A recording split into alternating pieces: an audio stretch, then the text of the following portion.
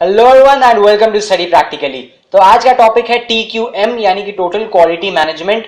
तो यार ये बहुत इंपॉर्टेंट और बड़ा टॉपिक है, मैं आपको बता दूं। तो इसलिए ये वीडियो लंबी जाएगी जस्ट बिकॉज कि मैं इस टॉपिक को डिटेल में डिस्कस करूंगा। तो इसीलिए वीडियो को लास्ट तक जरूर देखने का कोशिश करना ताकि आप पूरा टॉपिक समझ सको क्लियरली। और साथ में मैं आपको बता दूं कि जो इंपॉर्टेंट लिंक्स हैं और पीपीटी का लिंक है वो आपको नीचे डिस्क्रिप्शन में मिल जाएगा। पीपीटी का वैल्यू है 10 रुपए, अगर आप उसको चाहो तो आप उसको खरीद के यूज कर सकते हो, वर्थ वाइल रहेगा पीपीटी। तो चलो यार, वीडियो को लाइक और शेयर करना बिल्कुल मत भूलना। चलो फिर जल्दी से वीडियो को शुरू करते हैं।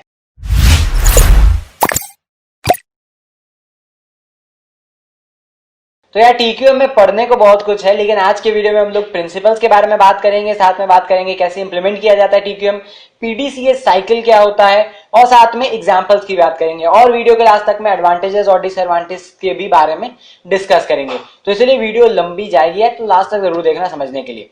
तो चलिए सबसे पहले समझ लेते हैं TQM का मतलब क्या है। ठीक है, तो टोटल क्वालिटी मैनेजमेंट। अब ऐसे अगर आप लेम शब्द में समझोगे तो टोटल क्वालिटी मैनेजमेंट यानी कि जो भी है क्वालिटी सबको मैनेज कर लो तो टोटल क्वालिटी मैनेजमेंट, लेकिन असल में ऐसा नहीं है। असल में अगर इसके वर्ड्स को ब्रेक डाउन करके मीनिंग निकालेंगे तो वर्ड्स के ब्रेक डाउन का मतलब है कि टोटल यहाँ पर सब कुछ, मतलब सब समान नहीं। टोटल यहाँ पर मतलब है सारे एम्प्लॉइज जितने भी काम कर रहे हैं, मैन्युफैक्चरिंग में लगे हुए या कोई चीज में लगे हुए पर्टिकुलर में, तो वो सब चीज को इन्वॉल्व करना। सारे एम्प्लॉय, सारे लेबर जब लग जाए कि हाँ यार अपने को ये सामान का क्वालिटी अच्छा करना है, तो वो टोटल क्वालिटी मैनेजमेंट होता है। ठीक है, बाय डेफिनेशन अगर आप जाएंगे तो इन्वेस्टोपीडिया कहता है कि total quality management is a continuous process which aims to lesser the manufacturing defects by involving the labours and employees of the company. ठीक है, एक बार मैं थोड़ा सा अटक गया बीच में, लेकिन मतलब यही है। इन्वेस्टोपीडिया में भी जो डेफिनेशन कहा जा रहा है तो मतलब ये, और बेसिकली मतलब ये निकलता है कि सारे लेबर, सारे एम्प्लॉइज जब लग जाते हैं उस प्रोसेस को, उस क्वालिटी को सही करने के लिए, then that is total quality management. ऐसा नहीं है कि नहीं कि हम अगर एक प्रोडक्ट का सब कुछ क्वालिटी अच्छा करते हैं तो वो क्वालिटी मैनेजमेंट है, नहीं। टोटल क्वालिटी मैनेजमेंट क्या है कि सारे एम्प्लॉइज और लेबर्स, एक एक प्रोसेस, एक एक पार्ट जब डिसाइड हो जाता है कि नहीं सबको, सबका हिस्सेदारी वैल्यू करता है, तभी जाकर के जो प्रोडक्ट अच्छा क्वालिटी प्रोड्यूस होता है, तो वो that is called total quality management. ठीक है, जब सारे एम्प्लॉय, सारे लेबर्स लग जाते हैं प्रोडक्ट के क्वालिटी को अच्छा करने में। ठीक है, ये होता है। अब अगर हम लोग बात करें कि ये निकल करके कहां से आया TQM का वर्ड, देन ये हम लोग जान सकते हैं कि यार TQM क्या है। एक तरह से ये आया है 1970s 80s के समय के आसपास में। ठीक है, ये आया क्यों? तो आया इसलिए यार क्योंकि जापानीज जो प्रोडक्ट्स थे, ठीक है, बेसिकली इलेक्ट्रॉनिक्स, ठीक है, तो वो क्या थे उस समय, बहुत अच्छे बन रहे थे। बहुत अच्छे यानी कि क्वालिटी इतनी अच्छी कि यार यूएस वालों को दिक्कत होने लगी। तो जब दिक्कत हो रही थी तो उन्होंने पता लगाया कि यार ये कर क्या रहे हैं, कि ऐसा क्या कर रहे हैं कि यार सामान बहुत अच्छा है, प्राइस भी एकदम वैल्यूएबल है, यानी सही रेट में बहुत अच्छा क्वालिटी का सामान बेच दे रहे हैं। तो इसी चीज को वो लोग ने पता लगाया, तो यही चीज को उनको सॉल्यूशन क्या पता चला कि दैट इज TQM, यानी कि एक एक एम्प्लॉय उस चीज में, प्रोसेस में इन्वॉल्व है क्वालिटी को अच्छा करने में। तो इसलिए टोटल क्वालिटी मैनेजमेंट अब फॉलो किया जाता है। एंड मेजरली आपको दिखेगा कि ये मैन्युफैक्चरिंग सेक्टर्स में ज्यादा दिखता है, जैसे कि फोन्स में मान के चलिए, या कोई भी चीज मैन्युफैक्चर हो रही है तो एक तरह से वहां पे TQM ज्यादा फॉलो किया जाता है। लेकिन बात यह है कि यार अगर आप सर्विस इंडस्ट्री में हो तो भी आजकल, आज के जमाने में TQM फॉलो होता है। ये तो उस समय की बात थी कि मैन्युफैक्चरिंग सेक्टर्स में TQM देखा जाता था, लेकिन आज के समय में क्या है कि आज के समय में तो यार सब कुछ चलता है एक तरह से। कि आईटी इंडस्ट्री अगर मान के चलो कि आईटी इंडस्ट्री अगर अपने क्वालिटी को अच्छा करने पर ध्यान नहीं देगी तो अल्टीमेटली क्या होगा, कस्टमर्स उसके चले जाएंगे। इट्स जस्ट लाइक यार मान के चलो कि विंडोज ही अगर सोच ले कि यार मेरी तो मोनोपोली है, लिनक्स का तो कोई स्टैंड ही नहीं है, एंड अगर मेरे को भी क्या है विंडोज 10, 11, 12, 13, 14, 15 नहीं निकालना, कौन पूछने आ रहा है मेरे से। तो अगर वो नहीं निकालेगा तो क्या होगा, एक समय क्या होगा, अपडेटेड होते जाएगा विंडोज, लोगों को पसंद नहीं आने लगेगा।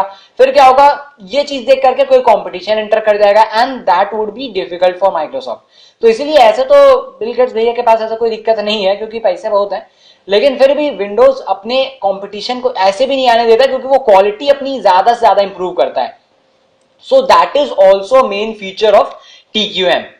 तो चलिए अब एक एक करके हम लोग प्रिंसिपल्स के बारे में डिस्कस कर लेते हैं जिसके ऊपर TQM बेस्ड है।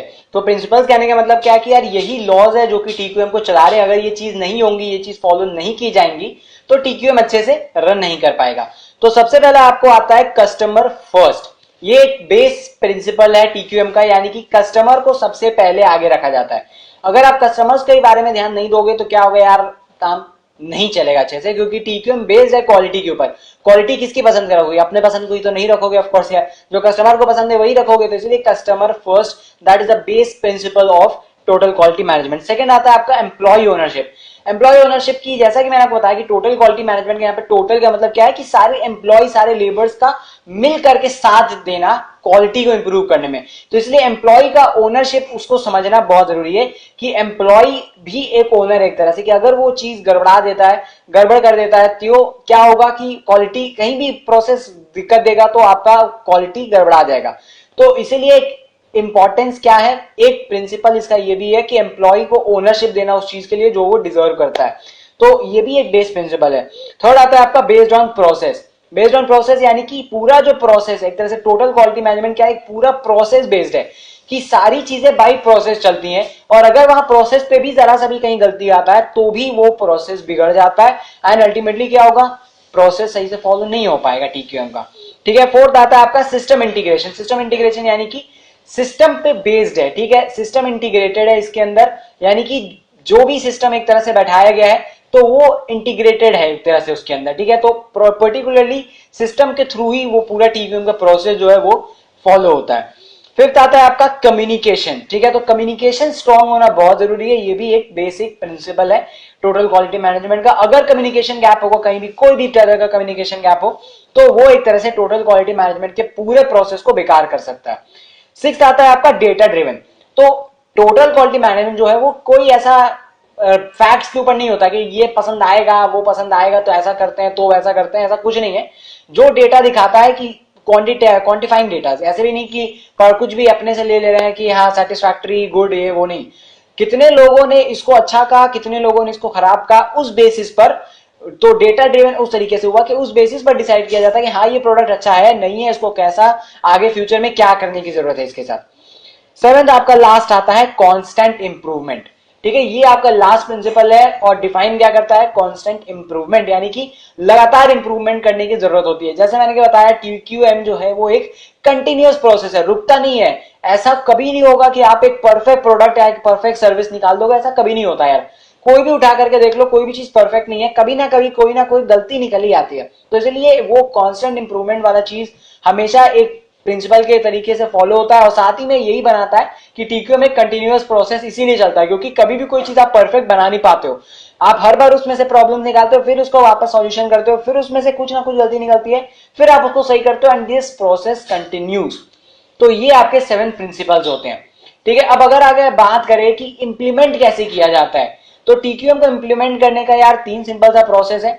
अगर bmc.com की माने तो सिंपल सा प्रोसेस ये है। सबसे पहला आता है आपका एम्फेसाइजिंग कस्टमर सेटिस्फैक्शन, ठीक है। तो अगर आप कस्टमर्स के सेटिस्फैक्शन को प्रायोरिटाइज करोगे तो उससे क्या होगा, आप एक तरह से सब कुछ बहुत अच्छे से रन कर पाओगे, ठीक है। क्योंकि आपका बिजनेस का मेन ऑब्जेक्टिव क्या है, रेवेन्यू करना, सेल्स लेके आना, और वो सेल्स कब होंगे, जब कस्टमर्स को आप सामान बेच पाओगे। तो यार अगर आप कस्टमर्स के सेटिस्फैक्शन को प्रायोरिटाइज करोगे, अगर आप उन्हीं के जो उनको चाहिए आप उस पर ध्यान दोगे, तो क्या होगा, अल्टीमेटली वो सेल ज्यादा बढ़ा करके देता है, ठीक है। तो इसीलिए इंप्लीमेंट करने का सिंपल सा प्रोसेस यही है कि आप सबसे पहले आप अपने कस्टमर्स के सेटिस्फैक्शन पे ध्यान देना शुरू कर दीजिए, ठीक है। ये कोई भी बिजनेस के लिए आप भी एक तरह से ये थ्योरी के बेसिस पर मान लो, या अगर आप पीपीटी में प्रेजेंट करो तो बहुत ही बढ़िया है। लेकिन ये सब बेसिकली जो भी मैं समझा रहा हूं, अगर आप ऐसे ही डिट्टो भी लिख करके आते हो एग्जांपल्स के साथ, तो दैट इज सैटिस्फैक्टरी कि आपको पीपीटी में, असाइनमेंट्स में या थ्योरीज में मार्क्स मिल जाएगा, ठीक है। सेकंड आता है आपका कीपिंग अ स्ट्रॉन्ग कम्युनिकेशन। तो सेकंड प्रोसेस क्या आता है, अगर आपको इंप्लीमेंट करना है टीक्यूएम, तो आपको कम्युनिकेशन बहुत स्ट्रॉन्ग रखना पड़ता है यार, ठीक है। अगर आप कम्युनिकेशन बहुत स्ट्रॉन्ग रखते हो तो क्या होता है, आपका जो प्रोसेस है वो स्मूथ हो जाता है, and not only between the employees but with the customers, ठीक है। सबके साथ ये जो आपका कम्युनिकेशन का प्रोसेस है वो आपके पूरे प्रोसेस को स्मूथ कर देता है। और थर्ड आता है आपका मिनिमाइजिंग द एरर्स, यानी कि एरर्स को कम से कम करना।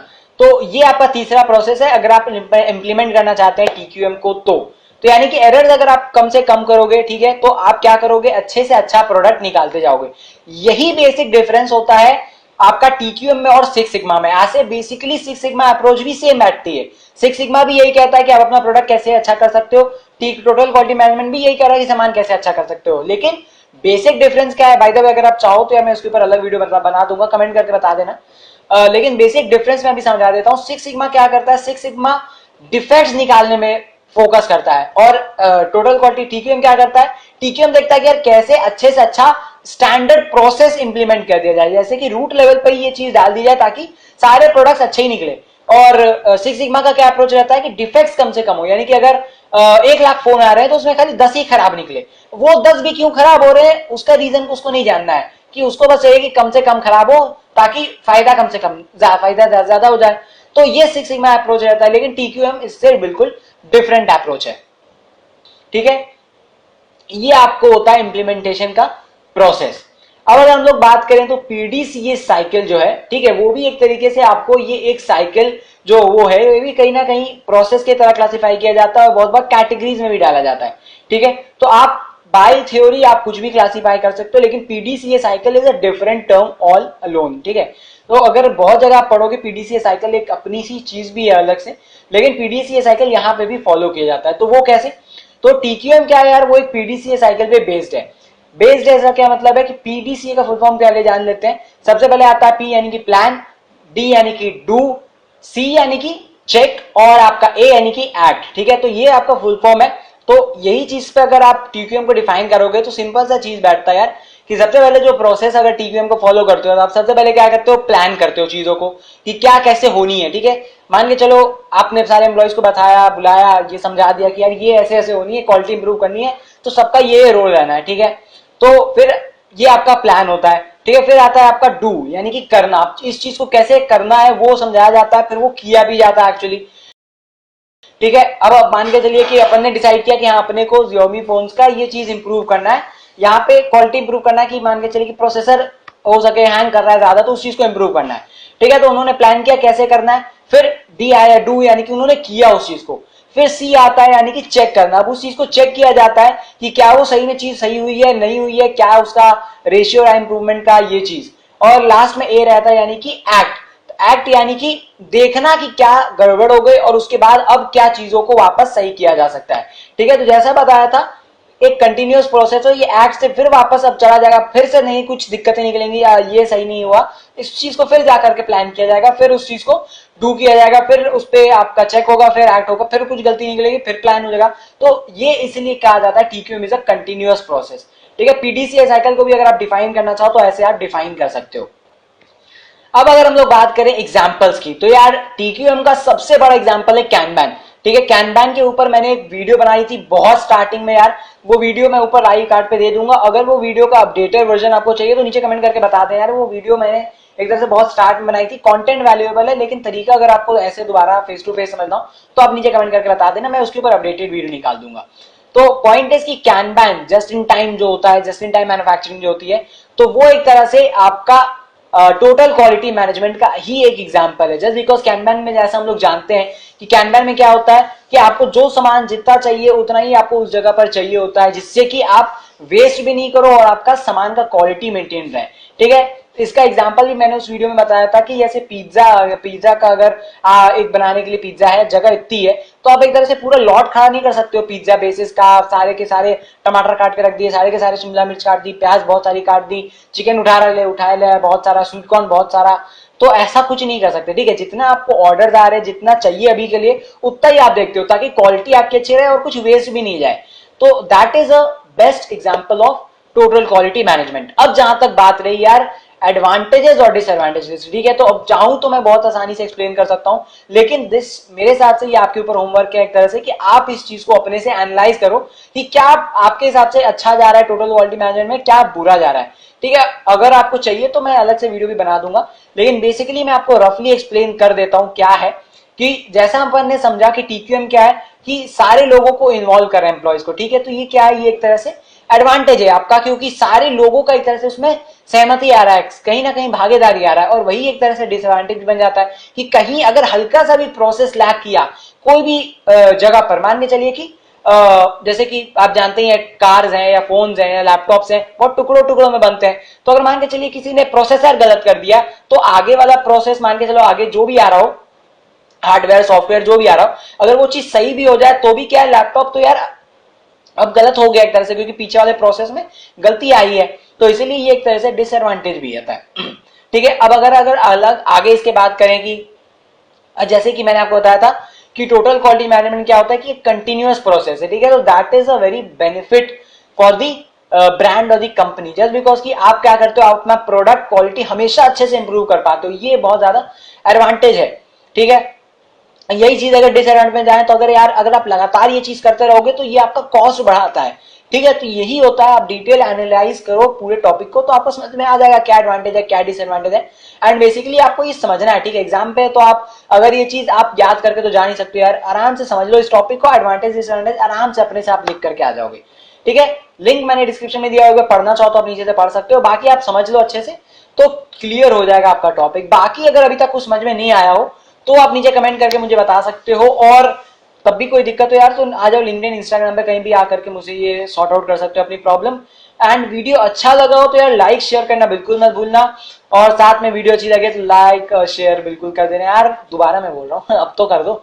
तो मिलते हैं और कोई ऐसी इंटरेस्टिंग सी वीडियो में, तब तक के लिए bye bye, take care and जय हिंद, वंदे मातरम।